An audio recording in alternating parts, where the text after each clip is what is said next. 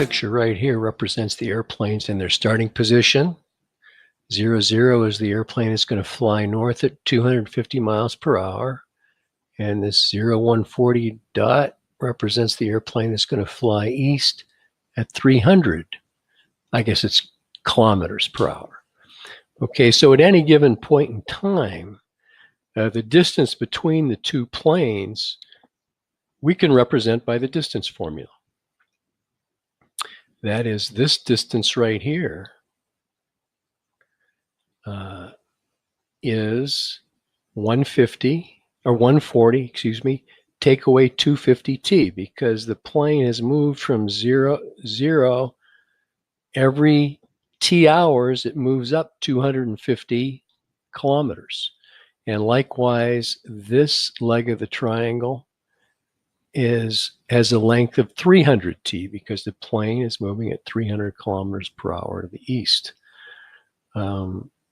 So to find the distance between these 2 points, we would use the Pythagorean theorem.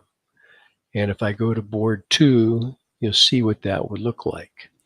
The distance formula is really an application of the Pythagorean theorem. So it's the change in the y value squared plus the change in the x value squared. And if we could take the derivative of this expression or this function, set it equal to 0, and then find out what value of x makes the derivative equal to 0, that's the value that should either give us a maximum or minimum. The question is, if I go to Desmos so you can see it happening,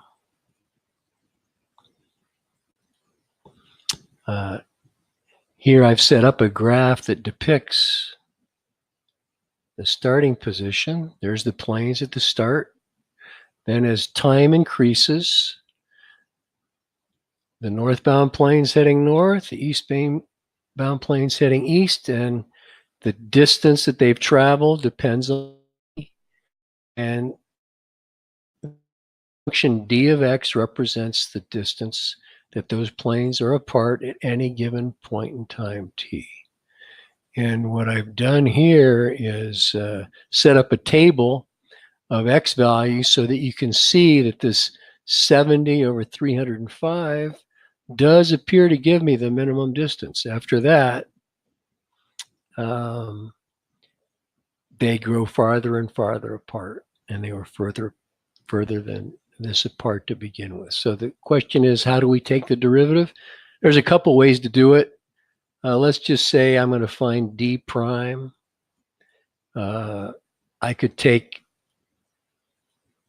the radical as, write that as this expression to the 1/2 power. So I move the 1/2 down front, and d of x, not d of x, the expression under the radical. I just put a radical here. I'm not a radical. Let me just write it out. 140 minus 250 x quantity squared plus 300 x quantity squared. That whole expression to the negative 1/2. And then we have to multiply by the derivative of the inside, the chain rule. So you might go like this. For this term, 2 times 140 minus 250x. Reduce the exponent by 1 and multiply by the derivative of the inside is negative 250. And then for this term, this is actually 300, it looks like this. 300 squared is 90,000. So it really looks like this, that second term. And so by the power rule, that's 180,000 x. So that's what goes here, plus 180,000x.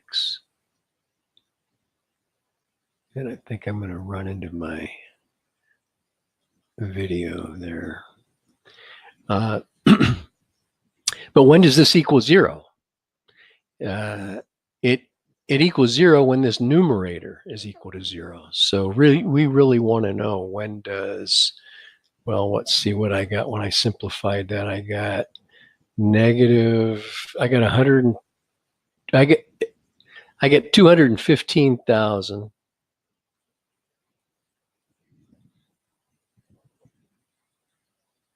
x minus 7 equals 70,000.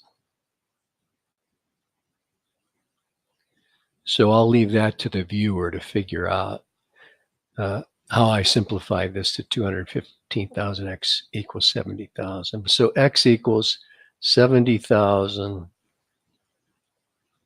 over 215,000.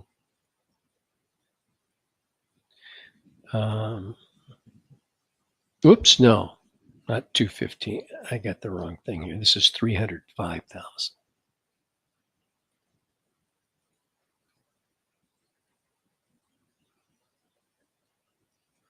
This is 305,000.